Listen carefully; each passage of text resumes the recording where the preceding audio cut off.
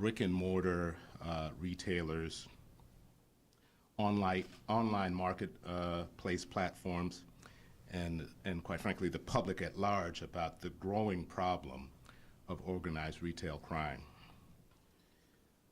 In September, we announced the creation of a statewide organized retail crime task force, but in reality, we had been working way before September in partnership with law enforcement partners as well as some of the national retailers who, quite frankly, brought this problem to my attention, as well as the Attorney General Alliance.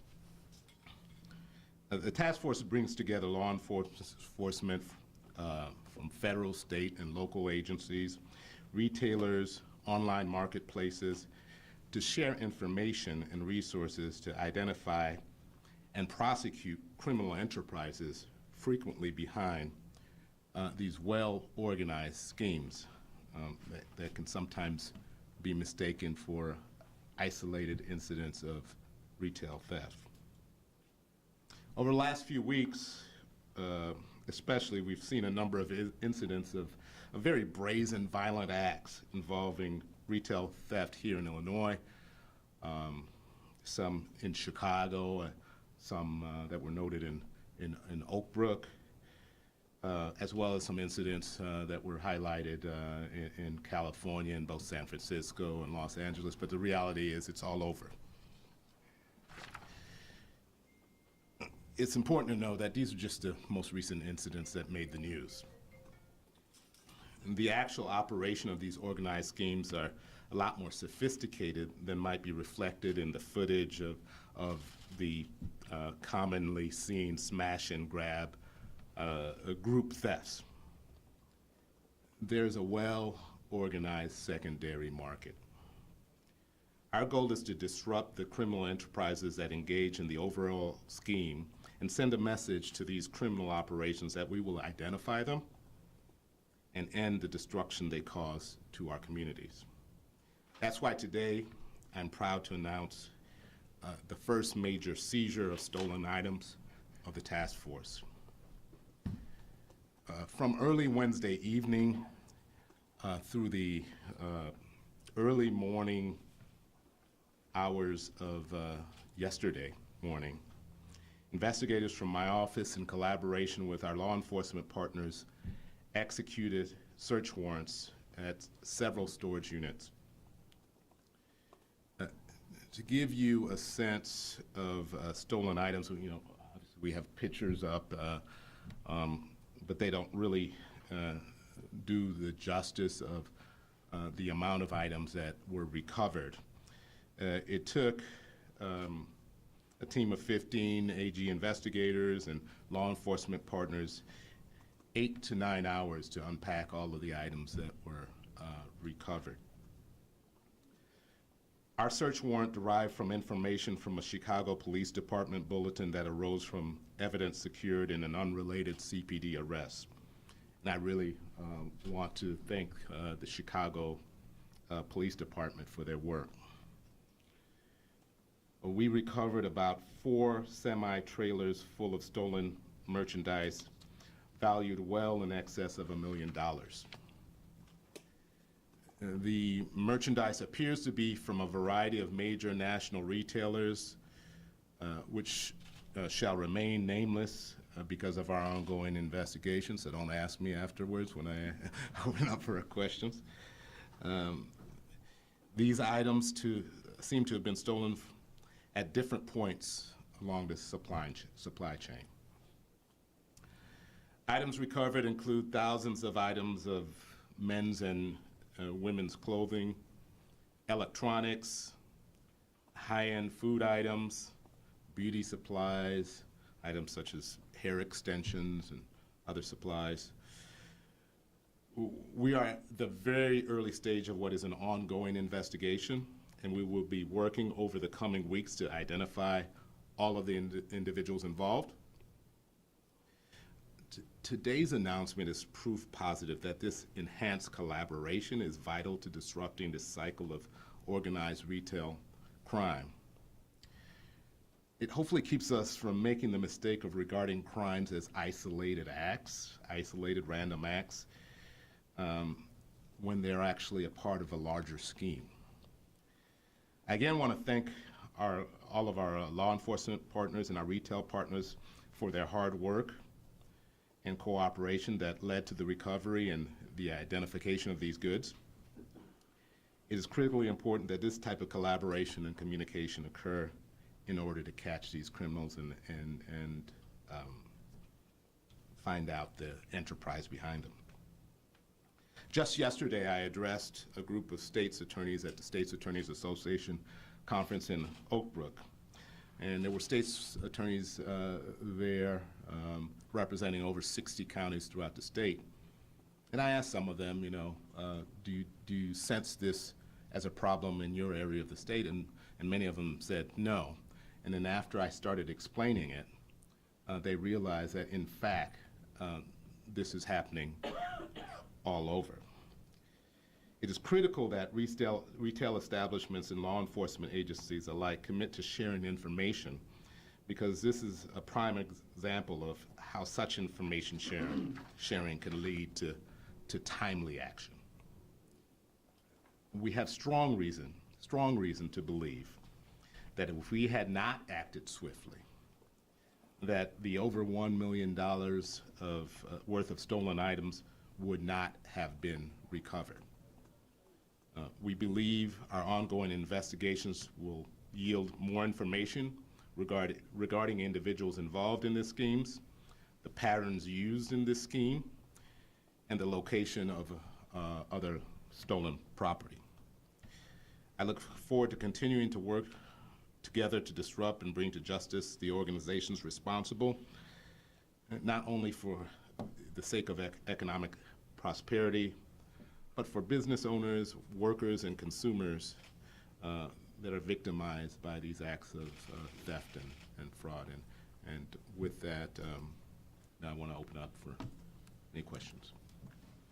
Talk to us about how these organized retail rings are connected to other criminal enterprises. Yeah, so, and we're learning more and more about this through our own individual investigations, ongoing investigations, as well as through information sharing. I've attended conferences held by the Attorney General's Alliance where it was introduced to us that they're often tied to money laundering, human trafficking. Oftentimes, we use the term mules, but folks are used to commit the individual acts of retail theft, but they're not really the kingpins behind the operation. And so you can imagine how that can tie into human trafficking and also the drug trafficking and other offenses. You mentioned something, General, that kind of struck me. We think of all these smash and grabs as where all this merchandise is coming from, but you talked about various stages along the supply chains. Can you elaborate on that? Does that mean that, like, trucks that are bringing stuff in are being hijacked or whatnot? I mean, what does that mean? That means that it's not necessarily all items, and obviously we have with regards to this particular recovery, we're still investigating, but it's not necessarily items, all items that were stolen in the retail establishment. It may have been on their way to the retail establishment. It may have been items stolen at other points of the supply chain. Can you address those complaints that some of those who are arrested are often walking right back out the door? But is your involvement now going to up the ante in the charges? Let me say this. I've been trying to promote this notion of understanding this as a larger scheme than there's been a long ongoing debate about felony, misdemeanor, retail theft thresholds. Let's be clear that the acts that I'm talking about are not acts that really lend itself to that debate. These are very brazen acts where, quite frankly, any prosecutor that knows the Illinois compiled statutes can find plenty of charges to levy against these criminal actors. So, you know, I'm not here to debate that notion of retail theft from the standpoint of misdemeanor to felony thresholds. What I'm here to say it's not necessarily about just those isolated small acts. We're not talking about somebody who's trying to inconspicuously put something in their purse or something like that. We've seen some of the brazen acts, but that doesn't necessarily represent every methodology used to steal these items. You mentioned search warrants. How many search warrants, and can you give us any locations where these actual storage units? Some of these pictures look like it was the back of, you know, a semi-tractor trailer. But where were the search warrants executed? I'm not at liberty to share that right now. We have an ongoing investigation, and it's really sensitive at this point. The reason we're talking about it right now, I think it's important to just highlight the importance of information sharing between law enforcement and between retail establishments and law enforcement. You know, I've been talking about it for months, but until now we didn't have the type of evidence to demonstrate how organized this is and the magnitude of it. Can you say, if you hadn't intervened, where these would be going? Would they have been going out of state? And what's the role of someone who is shopping online? Are these showing up when people are looking like, hey, I want to get a deal on a designer purse for Christmas? What's the culpability for anyone looking at that? Well, I won't talk about where we speculate these items were going, but I will talk more generally that we do know that as I advocate for communication between law enforcement cross-county boundaries and collaboration across county boundaries, I also advocate, and we're also aware, that it doesn't stop within the state boundaries. So that, to answer your question, in many cases, it does go beyond state boundaries. And with regards to the online marketplaces, we do know that many items are resold on online marketplaces. That's why we called upon the industry, and we've had several meetings with representatives of the Internet Association and the common online marketplaces that you're all aware of, asking them to do their part, to use the intellectual resources they have to detect illegal items that are being put for sale on an online marketplace. If you think of like an appliance, for example, if you go to a store, you're offered a warranty when you buy a new appliance. If there are new appliances being offered for sale on online marketplaces and no warranty is being offered, that's a signal that this it may well be a stolen item. You could look at comparative prices for new items, and if something is so out of whack, that's a signal that it's a stolen item. Are you getting any cooperation from the eBays or the other online, you know, offer-ups or whatever to help detect and, you know, recover some of these items? Yes, we're in the early stages of that collaboration. So we brought them together for the first time, I say September it was. We're in the early stages of that. You know, this is something that's evolving for law enforcement nationally. I've spoken to colleagues in California, AG Bonta in California, AG Nessel in Michigan, and they're sort of following our lead and establishing similar task forces within their state. So it's evolving the way that law enforcement is being pulled together to collaborate and share information, because we can't do it alone. You know, you heard of the recent incidents in Oak Brook, for example. After a collaboration between the Chicago Police Department and the Oak Brook Police Department, caught some of the perpetrators. Chief Kruger called me, and it's all about information sharing, because it doesn't end with the apprehension of the individual or individuals who actually went into the store.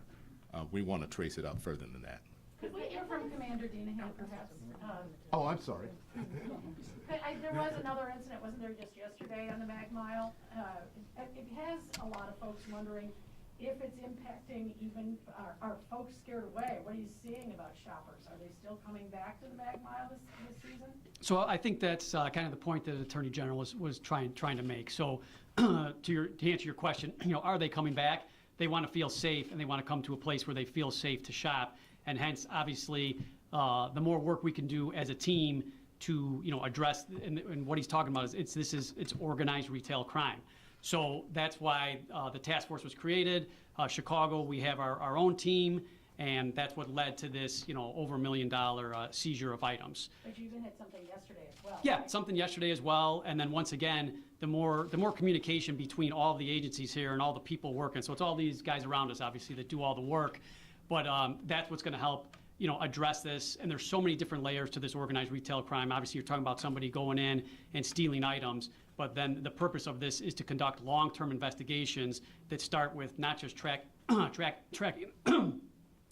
tracking those offenders who did that, but then where are the goods going, as you guys were talking about, and then even larger than that, than following the money. So the more the police department can work with the Attorney General's office and the total task force, the safer people will feel, and people will be feel better about coming down and shopping. So that's the goal of this. Bring back your the downtown team that were down there for many months and then take it away again. Are they back on the Mag Mile in force? If you go down to the Mag Mile, you will see that there is the officers are down there. We have officers in cars, we have officers on foot, and the superintendent's put many different layers in place to ensure that people not only feel comfortable, but that the shoppers feel comfortable shopping down there. So the police department is down there on the front end to protect the businesses, but then these guys are the back end. And I think the message from the Attorney General is the retailers have stated, hey, this is a major problem, organized retail crime,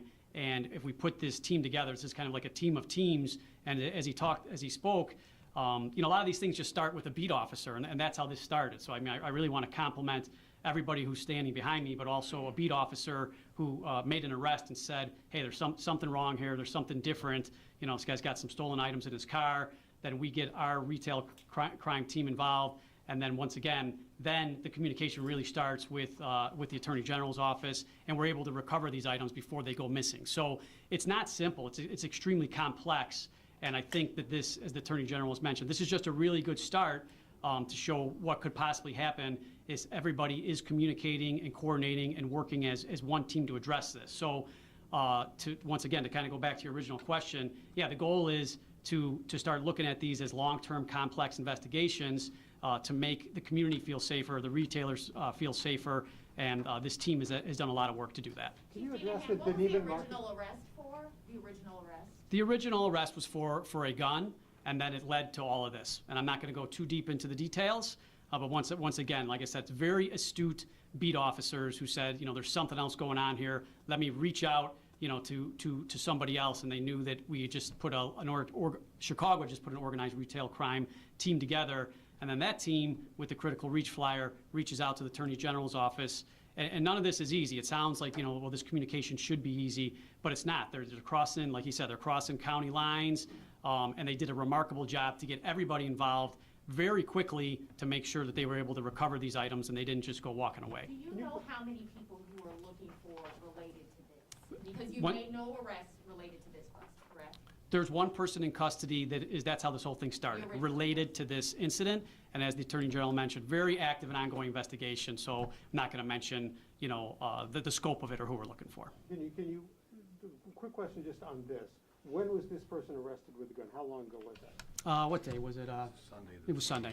Yeah, Sunday. it was Sunday that he was arrested, and then, like I said, immediately interviews start, and based upon some information recovered from a vehicle, these guys did a remarkable job. As the Attorney General mentioned, we have evidence that these items would have gone walking away very quickly without this team executing all these search warrants, writing multiple search warrants to recover all these items. So, remarkable job, very quickly put together, once again, just by a lot of coordination, a lot of communication, a real team of team efforts. The Neiman Marcus grab last night, 16-year-old arrested with the help of a citizen tackling him and grabbing him. Are these gang organized? We're hearing they're recruiting the teenagers, the juveniles, to do a lot of these crimes because of the potential for lesser penalties. Can you talk to us how the gangs are working, and do you believe this is gang-related organized retail theft? So once again, as the Attorney General kind of mentioned, that's why it's organized retail crime, it's criminal networks, and there are gangs involved. So these gangs, operate, and whether it's selling narcotics, and then this is just another layer of possibly the gangs, what they're doing, organized retail crime, once again, to make money. Whether the gangs are specifically recruiting juvenile offenders, that's a lot of intelligence information that, once again, we're just kind of getting into. So I can't stand up here and say that that's exactly what the gangs are doing. We've arrested adults as well. What we can say is that these criminal networks, they're not just out there on the corner selling dope. They're doing this, money laundering, and many other different layers the Attorney General kind of hinted to. So this is all a message to them? Basically what? I think the message is that we, like as the Attorney General mentioned, that organized retail crime, we know it's a major issue, and as he was alluding to, this isn't just a simple retail theft that people are talking about. This is organized criminal networks, and the message is that there's a task force in place, and you have remarkable officers who are communicating that we are taking this very seriously, and we know these are extremely complex investigations, and we are going to investigate them, to the best of our ability. I feel like we're missing out because there's so many of you here, to hear from anybody else that would want to weigh in. Is there anyone representing the stores? Is there anyone that's here from the stores? No? That would want to? I think at this point, because we're talking about this specific investigation, we don't want to go there with that type of specificity. As the chief said, this is ongoing, and we really want to be not only be successful with the seizure of these items, but with the overall investigation, and we don't want to compromise that. The reason of this, again, of even announcing this, is just to highlight for those who would have information, be it retailers, be it law enforcement. We have that already with the Chicago Police Department. We have it with the Oak Brook Police Department. But these acts are being committed throughout the state, and they can be dismissed as isolated acts instead of an organized effort that would lead to storage of over $1 million worth of merchandise. As you're expanding this and reaching out all across the state, do you have any idea of how many cases that have happened? I don't know whether you've gone back and looked at it this year, or maybe just since your task force has gone up. I used to know those stats, to be honest with you, but I could probably get you some numbers from industry groups that have tracked this. And I should say that there are, you've asked about hearing from retailers. There are retailers that have dedicated a lot of resources internally to the investigations of these organized crimes, and that's why we were able to start working with them earlier in the year before we even announced a task force. So they feel the pinch, and so they've invested into the investigation of it internally themselves. Can we, just as we're interpreting these pictures over here, some of these look like they are in storage facilities.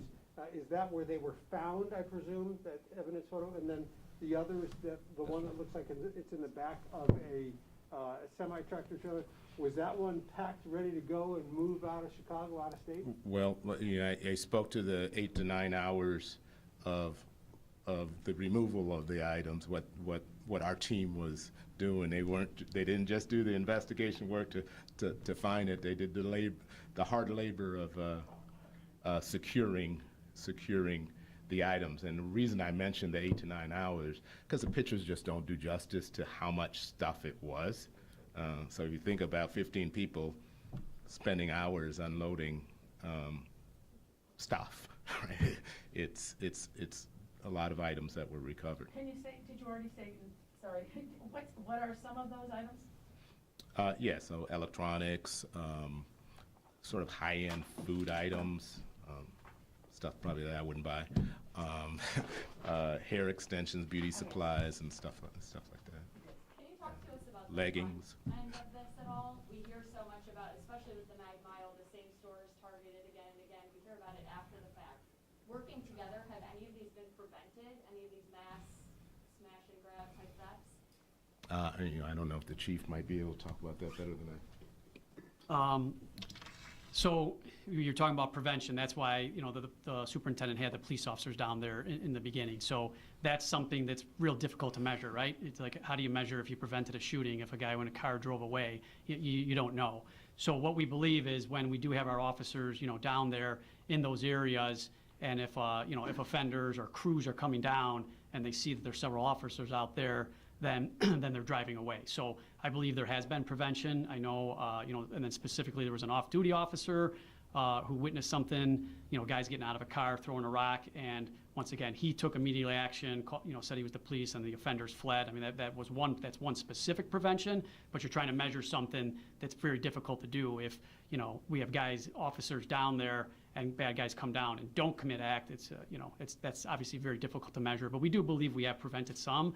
And then these guys are the back-end system where we really got to look into these complex investigations to see if we can remove some of these offenders from the street to prevent more from occurring. Quick details on that arrest. Past the presence of CPD, like a tip that, hey, they're gonna hit Neiman Marcus today. That's not happening right now as far as. We have intelligence information, and I'm not going to obviously go too deep into all the intelligence and how we gather it, but we do have intelligence information that we're always monitoring to see if that is occurring, and then obviously the simple solution of just more boots on the ground and trying in deterrence. The person was arrested Sunday. Can you tell us where they were arrested?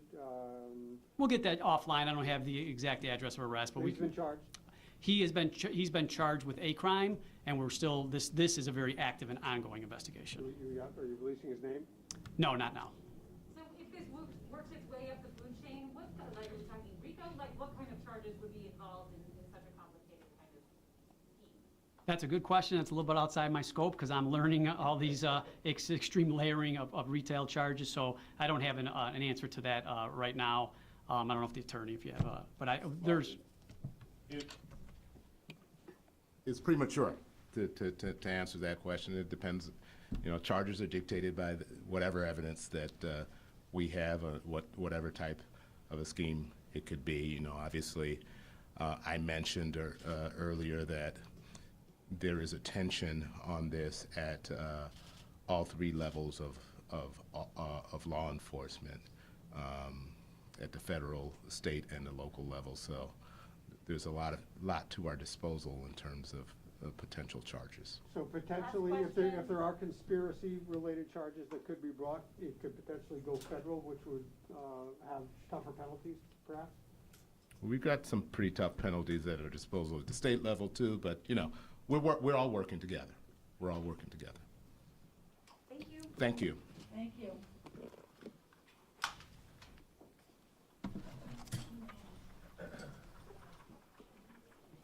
Hello, Annie. So grateful to have pictures. The next thing, video for us.